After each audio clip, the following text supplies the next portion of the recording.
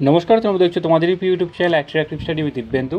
আজকের এই ভিডিওতে তোমরা ই ডিস্ট্রিক্টের পোর্টাল থেকে কীভাবে ডোমিসাইল সার্টিফিকেট বের করতে পারবে অনলাইনের মাধ্যমে সমস্ত কিছু স্টেপ বাই স্টেপে এই ভিডিওর মধ্যে দেখাবো। তোমরা অনেকজন এই ভিডিওটা বানানোর জন্য রিকোয়েস্ট করছিলে, তাই তোমাদেরকে এই ভিডিওটাই বানিয়ে দিচ্ছি। তো যারা সিআইএসএফ কনস্টিটিউয়েন্ট স্টেটসম্যান আবেদন করেছে তারা জানো যে ডোমিসাইল সার্টিফিকেট লাগবে অনলাইনে আবেদন করতে গেলে। আর যারা আবেদন করেনি তারা অবশ্যই এই ভিডিও দেখে ডোমিসাইল সার্টিফিকেট বানাতে পারো। এই ডোমিসাইল সার্টিফিকেটটা তোমাদের ফিজিক্যাল এফিসিয়েন্সি টেস্ট বা পিইটি টেস্ট যখন হবে তখন তোমাদের সেখানে ডকুমেন্ট ভেরিফিকেশন হবে, এবং ডকুমেন্ট ভেরিফিকেশনের সময় তোমাকে কিন্তু এই ডোমিসাইল সার্টিফিকেট চাওয়া হবে। তোমাদের কাছে এই ডোমিসাইল সার্টিফিকেট যদি না থাকে সেই ক্ষেত্রে তোমাকে কিন্তু সেখান থেকে রিজেক্ট করতে হবে। তাই অবশ্যই এই অনলাইনে এই ভিডিওটা দেখে তোমরা কিন্তু ডোমিসাইল সার্টিফিকেটের জন্য আবেদন করতে পারো বা ডোমিসাইল সার্টিফিকেট বানিয়ে নিতে পারো। চলো ভিডিওটা শুরু করা যাক। ভিডিও শুরু করার ছোট্ট একটা রিকোয়েস্ট করি, যারা এখনও পর্যন্ত আমাদের এই চ্যানেলটিকে সাবস্ক্রাইব করেনি অবশ্যই চ্যানেলটিকে সাবস্ক্রাইব করে পাশে থাকা বেল আইকনটি প্রেস করে যুক্ত হতে থাকো পরবর্তী আপডেট পাওয়ার জন্য। ডোমিসাইল সার্টিফিকেটে আবেদন করার জন্য প্রথমত তোমাদেরকে ই ডিস্ট্রিক্টের পোর্টালে আসতে হবে। এই পোর্টালে লগইন আইডি পাসওয়ার্ড কীভাবে বানাবে সমস্ত কিছু বিস্তারিত আগের ভিডিওতে আলোচনা করেছি। তো এই ভিডিওতে আমি তোমাদেরকে আর দেখাচ্ছি না সেটা। আগের ভিডিওটা যারা দেখোনি তারা অবশ্যই দেখে নিয়ে লগইন আইডি পাসওয়ার্ড তৈরি করে নিও। লগইন আইডি পাসওয়ার্ড তৈরি করে নেওয়ার পর এই ডিস্ট্রিক্টের পোর্টালে লগ ইন করে তোমাদের কিন্তু প্রথম এখানে এই পেজটা দেখাবে। তারপর লেফট সাইডে 3 ডটে ক্লিক করলেই তোমাদের কাছে এরকম একটা ইন্টারফেস হবে, যেখানে সার্ভিস অপশানে ক্লিক করবে। এই সার্ভিস অপশানে ক্লিক করলে সার্টিফিকেটে ক্লিক করার সঙ্গে সঙ্গে দেখতে পাচ্ছ local resident and domicile certificate, এখানে ক্লিক করে দেবে। ক্লিক করার সঙ্গে সঙ্গে তোমাদের কাছে নতুন একটা পেজ ওপেন হবে। এখানে eligible criteria, document required, payment required, application criteria সমস্ত কিছু দেখাচ্ছে। এখানে অ্যাকসেপ্ট বাটনে তোমরা ক্লিক করবে। এরপরে তোমাদের কিছু ইনফরমেশন চাইবে, মিস্টার মিসেস তোমরা ক্লিক করবে, ফার্স্ট নেম, মিডিল নেম, তোমার লাস্ট নেম, এছাড়াও তোমার date of birth fill up করে দেবে। Date of birth fill up করার সঙ্গে সঙ্গে তোমাদের এখানে এজ চলে আসবে অটোমেটিকলি। তারপরে জেন্ডার সিলেক্ট করে নেবে। জেন্ডার সিলেক্ট করে নেবে, এখানে তুমি কোন ডেটে আবেদন করছো সেটা অটোমেটিক চলে আসবে। এখানে তোমরা তারপরে মোবাইল নাম্বার দেবে। মোবাইল নাম্বার দেওয়ার সঙ্গে সঙ্গে একটা ওটিপি আসবে, ওটিপিটা ভেরিফাই করে নেবে। সিমিলারলি ইমেলটাও যখন তোমরা ফিল আপ করবে তখন ইমেলে ওটিপি আসবে, ভেরিফাই করবে। আধার কার্ড থাকলে আধার কার্ড নাম্বারটা অবশ্যই দিয়ে দিও, না থাকলে কোনো অসুবিধা নেই। এরপরে তোমাদের যে অ্যাড্রেস আছে সেই পার্মানেন্ট অ্যাড্রেস সেটা ফিল আপ করতে হবে। অ্যাড্রেস লাইন 1-এ তোমরা ভিলেজ দিয়ে দেবে, অ্যাড্রেস লাইন 2-এ তোমরা পোস্ট অফিসে দিয়ে দেবে, তারপরে পিনকোড দিয়ে দেবে। পিনকোড দেওয়ার সঙ্গে সঙ্গে তোমাদের এখানে কান্ট্রি এবং ওয়েস্ট বেঙ্গল অটোমেটিক চলে আসবে। তারপরে তোমাদের ডিস্ট্রিক্ট সিলেক্ট করে নেবে। ডিস্ট্রিক্টের পর সাব ডিভিশন, তুমি কোন সাব ডিভিশনে অন্তর্ভুক্ত।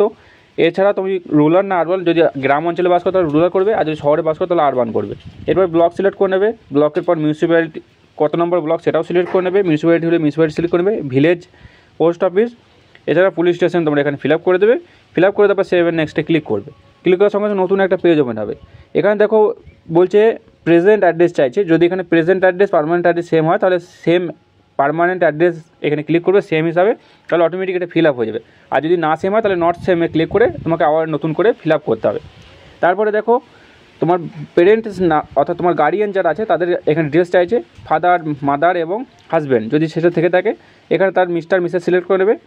নাম, middle name, last name select করে নেবে। অকুপেশন অর্থাৎ সে কিসে কাজ করে বা কিসে জব করে সেটা সিলেক্ট করে নেবে বা লিখে দেবে। যদি না করে ম্যান্ডেটরি নয়, অর্থাৎ না দিলেও কোনো অসুবিধা নেই। আর যদি দিয়ে থাকো তাহলে তোমাকে এখানে সমস্ত ডিটেলস কিন্তু ভরতে হবে।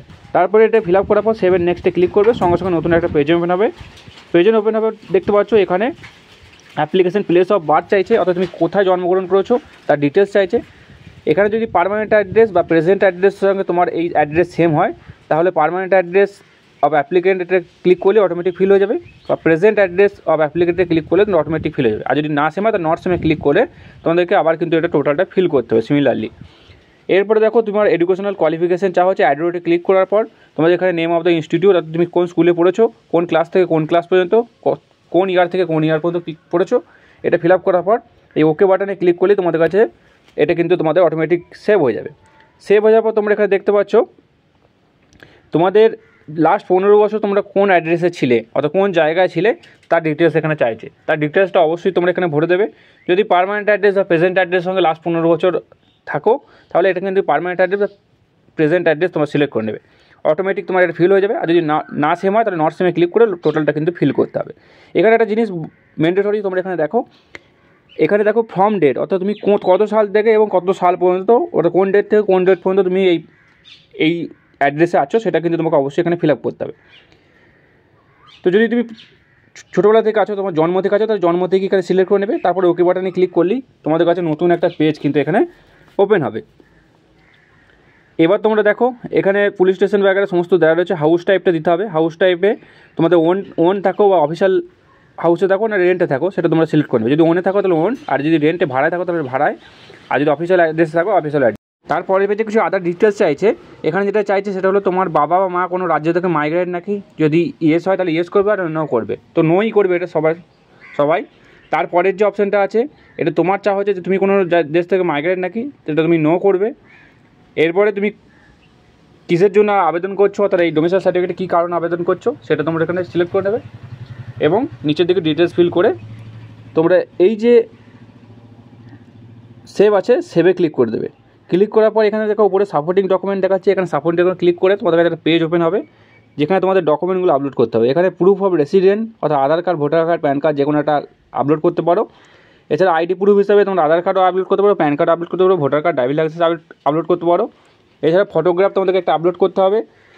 এছাড়াও তারপরে দেখে নাও আদার রিলেটিভ ডকুমেন্টসে তোমাদের পঞ্চায়েত থেকে একটা ডোমিসাইল সার্টিফিকেট আনতে হবে, তো রেসিডেন্স সার্টিফিকেট এটা তোমাকে আপলোড করতে হবে। তারপর দেখো প্রুফ অফ বার্থ হিসেবে একটা বার্থ সার্টিফিকেট তোমাকে আপলোড করতে হবে। এই ডকুমেন্টগুলো সমস্ত কিছু ডিটেলস দেওয়া রয়েছে জেপিজি বা পিডিএফ ফরম্যাটে, এবং কত কেবির মধ্যে হতে হবে সমস্ত কিছু ডিটেলস এখানে বলা রয়েছে, তোমরা দেখে নিও।